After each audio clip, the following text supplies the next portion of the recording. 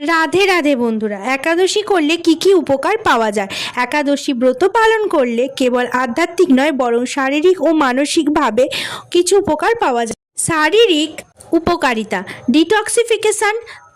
পাক্ষিক এই উপবাস শরীরের ভেতরে জমে থাকা বিষাক্ত পদার্থ বা টক্সিন বের করতে সাহায্য করে।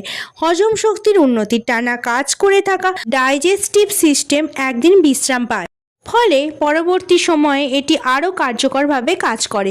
ওজন নিয়ন্ত্রণ: নিয়মিত সঠিক নিয়মে একাদশী করলে শরীরে অতিরিক্ত মেদ কমে এবং রক্তচাপ ও কোলেস্টেরল নিয়ন্ত্রণ থাকে।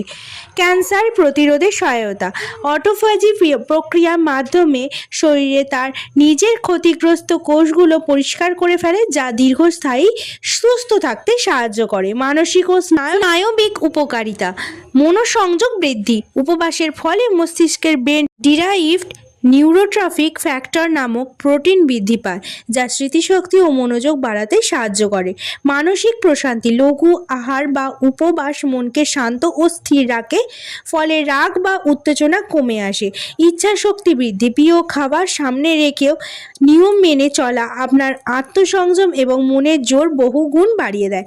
আধ্যাত্মিক উপকারিতা: পাপক্ষয় ও পুণ্য লাভের শাস্ত্রমতে একাদশী পালন করলে পূর্বকৃত অনেক অশুভ কর্মফল থেকে মুক্তি পাওয়া যায়। ভক্তি বৃদ্ধি: এই দিনটি ভগবান বিষ্ণুর স্মরণে কাটানোর ফলে আধ্যাত্মিক চেতনার উন্নতি ঘটে।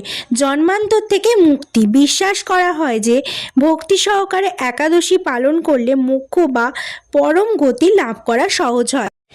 একাদশী প্রকৃত লাভ পেতে কি করণীয়? একাদশী করে যদি সারা দিন অন্যের সমালোচনা বা রাগারাগি করা হয় তবে এর প্রকৃত ফল পাওয়া যায় না। তাই উপবাসের সাথে সাথে সৎ চিন্তা এবং সৎ কাজ করা জরুরি। টিপস: আপনি যদি প্রথমবার শুরু করতে চান তবে সরাসরি নির্জলা না করে ফলমূল বা অশস্য জাতীয় খাবার খেয়ে শুরু করতে পারেন। আশা করি আপনাদের ভিডিওটি উপকারে আসবে। সম্পূর্ণ ভিডিওটি দেখার জন্য অসংখ্য ধন্যবাদ।